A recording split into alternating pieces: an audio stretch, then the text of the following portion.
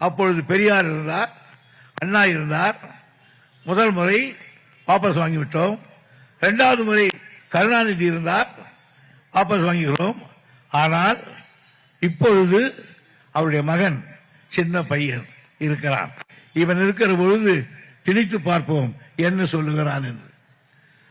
அவர்களாவது மரியாதையா பேசினார்கள். திமுக வரலாற்றில் தமிழ்நாட்டு வரலாற்றிலேயே ஒரு மத்திய மந்திரியை பார்த்து நான் அடக்கத்தோடு பேசுறான் என்று சொன்ன ஒரே ஆண்மகன் கலைஞருடைய திருமகன் தளபதி தான். உடனே பை பண்ணு போயிட்டார். இது ஒண்ணு. அவங்க நார்த் இந்தியாவில் குறைவே இல்லை. அவன் 17, 18, 19 இதை தவிர வேலையே இல்லை அவர்களுக்கு. பெத்து பெத்து பெத்து போட்டான். அங்க டபுள் ஆகி போச்சு.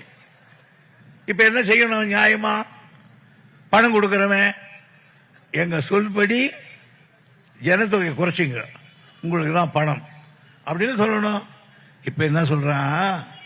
எவன் புள்ள பெத்துக்கணும் அவனுக்கு பணம், புள்ள பெத்துக்காதவனுக்கு இல்லடா. இது என்னடா நியாயம்னு கேட்கிறோம். ஆக இது முப்பெரும். இந்த 3 திட்டங்கள், ஒன்று எம்பி தேர்தல் குறைக்கலாம், ஒன்று அதை எதிர்க்கிறோம்.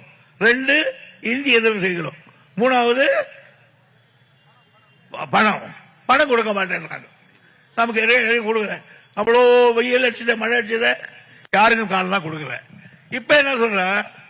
ஒரு கல்வி மந்திரி நாங்க பணம் கொடுக்க மாட்டோம்னா உங்க அப்பா மட்டும் பண்ண மாட்டான்னு கேட்டோம்.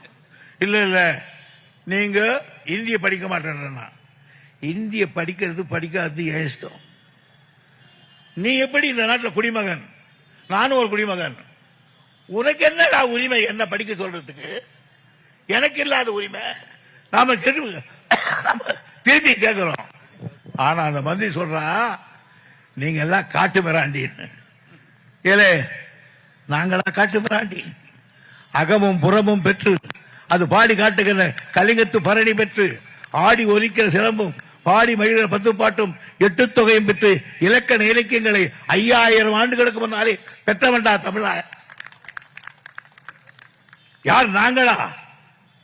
அநாகரிகமானவர்கள். ஒருத்தருக்கு ஒருத்தி. இதுதான்டா தமிழ்நாட்டில் நாகரிகம். அப்படிப்பட்ட கற்புள்ள நாடுடா இது. எங்களை பார்த்தா சொல்ற நாகரிகம் இல்லைன்னு. 5000 வருடங்களுக்கு முன்னாலேயே ஈழத்தை வென்றவன், சாவகத்திலே கொடி போட்டவன், கடாரத்தை வென்றவன், வியட்நாமிலே கொடி வைத்தவன், கங்கை கொண்டவன், கடாரத்தை வென்றவன் ஒரு மன்னன் ராஜராஜன் கங்கை கொண்டான்.